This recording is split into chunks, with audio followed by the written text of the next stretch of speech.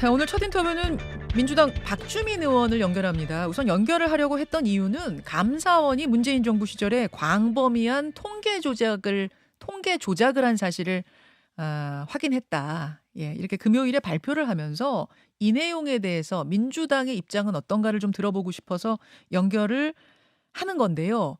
그런데 조금 전에 이재명 대표가 병원으로 실려갔다는 속보가 들어오면서 이 이야기도 함께 좀 짚어봐야 될 것 같습니다. 박주민 의원 연결해보죠. 박 의원님 나와 계십니까? 네, 안녕하세요. 예, 뭐 통계 이야기 하기 전에 지금 이재명 대표 상태는 어떻고 어떤 상황에서 병원으로 실려간 건가요?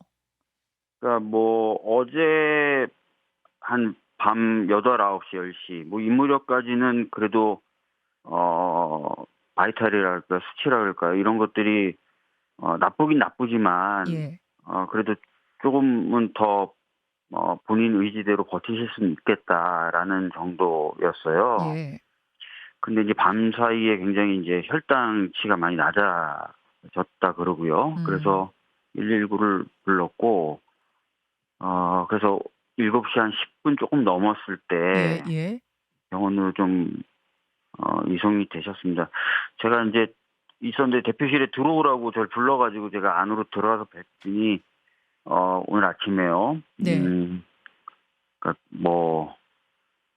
굉장히 초췌하셨고 그다음에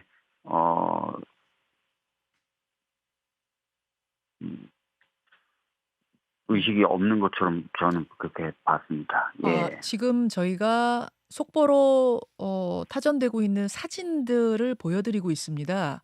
예. 제가 그냥 사진으로 보기에도 한눈에 보기에도 예. 의식이 없는 상태로 사실은 보이는데 현장에 네. 계셨던 박주민 의원이 보시기에도 의식을 잃은 상태였다는 거죠. 네. 아, 어제까지만 해도 어제도 119가 도착을 했는데 그때는 이재명 대표 본인이 완강하게 거부를 하면서 119가 그냥 돌아갔어요. 소방대원들이 네. 그냥 돌아갔는데 그러니까 오늘은 안 된다라는 의사 표현을 할 수 없는 상황이었던 거고 의식을 잃은 상태였어요. 그러니까 이제 실려가게 된 거군요. 네. 아, 예. 어제는 이제 본인이 더 버티겠다. 예. 나는 단식을 중단할 수 없다라는 의사를 표명하셨고요. 오늘 아침에는 제가 적어도 대표실에 불려 들어갔을 때는 네.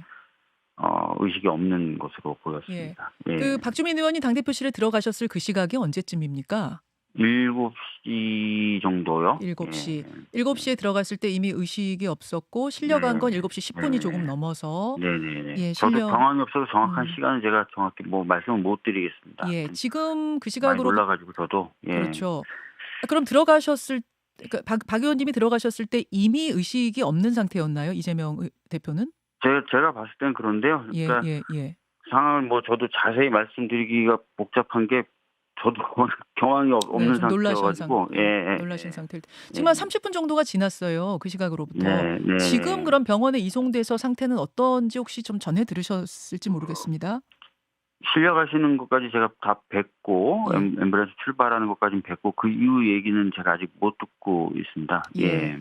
저희한테도 좀 한 줄 속보들밖에 안 들어오고 있는데 네. 건강학과로 병원 이송까지는 들어오고 있습니다만 네. 의식을 잃은 상태로 보인다는 건 지금 박 의원님을 통해서 처음 듣습니다. 근데 처음 전해 듣습니다. 제가 의사는 아니니까. 예, 물론이죠. 그 물론이죠. 얘기는 참고 삼아 들으시는 정도만 알겠습니다. 해주셨으면 좋겠습니다. 예, 알겠습니다. 예. 사실은 내일 이제 문재인 전 대통령이 9.19 네. 5주년 기념식, 평양 공동선언 5주년 기념식 참석차 상경을 하고 그러면 문재인 전 대통령이 여의도를 방문해서 단식 중단을 권고하고 이러면서 네. 단식을 중단하는 방안 이런 것도 거론이 됐던 걸로 알고 있는데요, 박 의원님. 그런 얘기를 하시는 분도 있었던 건 같아요. 근데 정확한 건 제가 모르겠고요. 예. 예. 그 전에 지금 이제 병원으로 실려가게 된 상황. 병원에 실려가더라도 나는 단식을 계속할 것이다. 평소에 이런 이야기를 했다는 것도 사실입니까? 그러니까 저는 직접은 대표님한테 그 말씀은 못 들었어요. 직접은 제가 대표님한테 그런 말씀은 못 들었고, 예. 그런 말씀을 하시는 분들도 계시긴 계셨어요, 주변에서. 예. 그렇군요. 근데 제가 직접 예. 들은 바는 없습니다. 예. 알겠습니다. 근데 이렇게까지 어제 같은 경우 의료진이 더 이상은 안 됩니다. 이건 병원 가셔야 됩니다. 강제 뭐라고 해야 돼? 강제 응급실행을 주문했는데도 불구하고 거부할 때는 어떤 이유였을까요? 그러니까 본인이 이제 이 단식을 시작할 때 네. 기한이 없이 단식을 하는 것이고, 목표는 다 아시는 것처럼 정부가 이제 최근에 있었던 여러 가지 국정 기조들을 쇄신하지 않으면 이제 좀 큰일 난다. 국정 기조를 좀 바꿔야 된다. 그러니까 좀 바꿔라라고 하는 것이었는데, 네. 그러다 보니까 이제 그런 목적을 달성하셔야 된다는 생각이 워낙 강하시다 보니까 음. 주위에서 이제 건강 상태 등을 보면서 단식을 그만두시라고 말씀을 계속 드렸지만 완강히 거부하셨던 거죠. 예. 근데 이제 국정 쇄신 어 국정의 방향 전면 전환 이런 네. 것들이 사실상은 좀 현실적으로 좀 받아들이기 어려운 것 아닌가 이런 이야기들도 있다 보니까 이 음. 단식이 과연 출구가 있는 거냐, 출구가 있는 단식인가, 그냥 그야말로 엔드리스 단식은 아니냐 이런 이야기들도 있었거든요. 그런 근데 뭐 예, 그런데 이제 말씀하십시오. 국정쇄신이라는 게 이제 들으시는 분들에 따라서는 굉장히 추상적이고, 그래서 듣고 또 상대방 입장에서는 받아들이기 어려운 부분이다라고 생각하실 수도 있지만, 음. 과거에도 이제 정부가 하는 일들이 여러 가지 난맥을 겪고, 그다음에 지지율이 떨어진다든지, 그리고 또 경제라든지 외교 환경이라든지 이런 것들이 굉장히 나빠졌을 때는 예. 뭐 내각을 개편한다든지요. 그죠? 예. 그리고 정책 운영 방향을 수정한다든지 하는 것들은 계속 해왔고, 특히 그런 과정에서 야당의 의견을 들어가면서 했던 경우들이 있거든요. 그래서 음. 그런 것들을 저희들이 요구했던 거죠. 무리한 예. 요구만은 아니다 그런 말씀이신 것 같아요. 아마 김현정 앵커도 기억나실 거예요. 그런 경우들이 왕왕 있어 왔다는 것들 하실 겁니다. 예. 과거에. 그다음에 민주당 예. 그런 민주당 과정에서. 의원들은 조금 더 예. 적극적으로 움직인 것 같습니다. 금요일에 한덕수 네. 국무총리 해임 건의안 결의하고 내각 네. 총사퇴 촉구하고 네. 검사 탄핵까지 결의안을 한꺼번에 냈습니다. 금요일, 토요일 이때. 네. 이게 왜 갑자기 나왔는가? 이런 이야기도 좀 있고요. 또 국민의힘에서는 이게 누가 단식하라고 한 적 있느냐? 누가 단식 음. 중단 막은 적 있느냐? 왜 이렇게 음. 막장 투쟁으로 가느냐? 이런 비판의 목소리도 나왔는데 어떻게 그렇지 보십니까? 않죠. 다 아시는 것처럼 뭐 이태원 참사 등을 이유로 이상민 장관은 문제가 있다라고 해서 저희들이 해임 건의도 하고 뭐 결국 탄핵까지 가기도 하고요. 예. 이번에 이제 해병대원 사망 사건 및 그 은폐 의혹을 둘러싸고 이종섭 장관도 저희가 해임을 하라라고 음. 말씀을 드렸고, 뭐 보훈부 장관이나 서울 양평강 고속도로 관련돼서 원희룡 장관이나, 또 지금은 뭐 교체할 거라고 얘기하지만 잼버리를 파행으로 몰고 갔던 여가부 장관이나 예.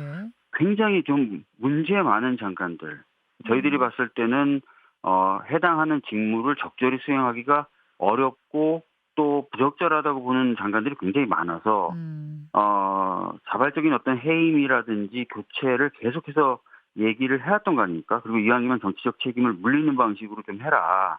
그래서 좀 쇄신해라라는 얘기를 계속 했었어요. 예. 근데 하나도 안 받아들였죠. 심지어 이종석 국방부 장관 같은 경우는 연일 언론 등에서 사건 은폐 등에 대한 지목을 받고 보도를 받고 질타를 받는데도 불구하고 음. 아무런 문제가 없다라고 정부에서는 해버리잖아요. 음. 교체는 하겠지만 아무런 문제가 없는 사람이다라고 얘기하잖아요. 예. 그러니까 이런 것들을 좀 쇄신하고 바꿔나가라. 근데 일일이 다 검증하기도 힘들 정도니 국정 전반을 책임지는 국무총리가 책임을 져라라고 저희들이 얘기를 한 겁니다. 그러니까 뜬금없는 얘기가 아니라 다 맥락이 있고 과정이 있는 얘기라는 말씀을 좀 다시 드리겠습니다. 예. 예. 뜬금없는 게 아니라 그동안 쌓이고 쌓인 것들이 한 번에 정리가 돼서 결의안으로 나온 거다. 지금 저는 이렇게 이해를 했는데 맞습니다. 예, 검사 탄핵 같은 경우도 저희들이 계속 문제 제기를 해왔던 부분이에요. 예를 들어서 대법원 확정 판결에 의해서 예. 위법한 행위가 있는 검사들의 경우에는 법사위 중심으로 계속 문제 제기를 해왔었던 거고, 또 아시다시피 어떤 검사는 지금 기소돼서 재판을 받고 있는데 내부 감찰 통해서는 혐의가 없다고 해주고 나서 승진을 시킨다든지 이런 일들을 지금 반복하고 있지 않습니까? 그래서 이런 거는 도저히 말이 안 된다. 예, 예. 그런 의도로 문제 제기를 계속 해왔던 거죠. 이게 예. 지지층의 요구가 좀 많이 있었던 건가요? 최근 들어서? 특히 이 대표 단식이 길어지면서? 뭐 당원분들의 목소리나 이런 것들을 당연히 반영을 하는 거겠지만요. 아까 말씀드렸던 대로 장관들에 대한 문제라든지 또는 예. 국정 기조에 대한 문제는 저희 야당만 주장해왔던 게 아니지 않습니까? 또 우리 알겠습니다. 야당의 당원들만 주장해왔던 게 아니지 않습니까? 그래서 이런 부분에 대해서 문제 제기를 강도 높게 좀 하시려고 대표님이 이제 단식을 하신 거고 저희 당도 계속해서 문제 제기를 해야 하는데 예. 뭐 하나 뭐 받아들이는 게 없다 보니 음. 저희들이 그럼 더 좀 결의에 차서 해보겠다. 국회가 갖고 있는 권한을 행사하겠다라고 나선 예. 것이죠.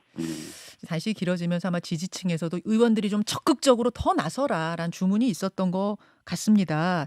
다만 이게 국민적인 어떤 공감대가 충분히 무르익은 것이냐. 이제 한덕수 총리 해임이라든지 내각 총사퇴에 대해서 물론 윤석열 정권에 대한 지지도 별로 높지 않습니다만 그럼에도 불구하고 내각 총사퇴 투쟁에 대한 국민적인 전반적인 공감대가 무르익은 것이냐에 대해서 의문을 제기하는 분들이 있고요. 또 탄핵이나 해임 건의가 너무 잦다 보니까 그 효과가 좀 떨어지는 거 아니냐 이런 지적도 있는데 어떻게 보십니까? 그러니까 아까도 말씀드렸지만 이 정부의 장관들 몇 명 쭉 말씀드렸었는데 근데 그 외에도 많습니다. 예를 들어 세수 추계가 수십조가 지금 나고 있는 기재부 장관 능력 있는 사람입니까? 이 정도면 아마 전 정권 같았으면 예. 언론들에서 그냥 그만두게 하라고 난리가 났을 것 같아요. 전 근데 정권이었으면. 그냥 아무런 문제 없다고 지금 가는 거지 않습니까? 어허. 다들 걱정하잖아요. 이거 어떻게 할 거냐. 하반기 재정 운영 어떻게 할 거냐. 내년에 어떻게 운영할 거냐. 뭐 경제지에서까지 나서서 뭐라 막 걱정을 하는데 예. 아무 문제 없다고 그냥 가는 거지 않습니까? 그리고 정말 문제 있다고 하도 얘기하니까 뭐 이 정부에서도 뭐 그걸 뭐 반영하는 건지 어떤 건지 교체하겠다고 새로 내놓은 카드 한번 보십시오. 개각 카드. 네, 개혁 카드 한번 보십시오. 아니 그 정말 말도 안 되는 국민들 입장에서 보았을 때는 어떻게 저 사람이 다시 그 자리에 가냐라고 하는 사람부터 시작해서 막말을 일삼는 사람들, 그 다음에 뭐 특정인하고 친분을 과시하거나 친분이 있다고 의심받는 사람. 이게 사실은 저희들이 봤을 때는 예. 국정 운영 자체가 국민들의 의사를 반영한다거나 예. 제대로 되고 있다고 보여지지가 않아요. 그래서 알겠습니다. 저희들이 하는 겁니다. 아마 국민분들이 판단하실 겁니다. 이 정도면 국민적 공감대는 형성된 거다라고 판단하셨다는 말씀이에요. 네네네. 오늘 내일 중으로 이재명 대표에 대한 구속영장 청구될 거라고들 하는데 이 검찰은 단식이라는 상황이 영장 청구의 고려사항 아니다 했습니다. 민주당 입장은 어떻습니까? 뭐 검찰은 뭐 전에부터 뭐 단식 상황 고려하지 않겠다고 하니까 오늘이나 내일 영장 청구할 거로 보여지고요. 예.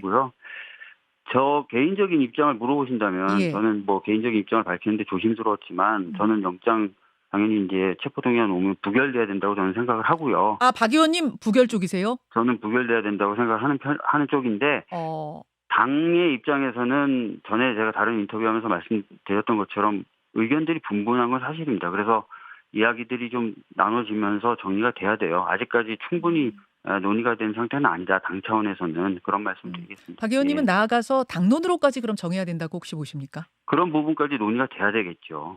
당론 부결까지도 그렇게 생각하시는 이렇게까지 좀 정확하게 입장이 정해지신 이유는 아무래도 이재명 대표 단식의 영향인가요?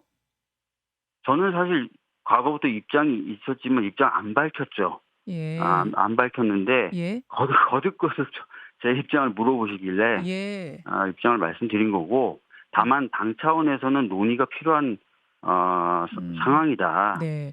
라는 말씀 드리는 거예요. 지금 분위기가요. 뭐 좀 여러 가지 뭐 의견이 혼재한다고는 말씀하셨습니다만 그냥 느끼는 분위기는 부결 쪽이 조금 더 많습니까? 가결 쪽이 조금 더 많습니까?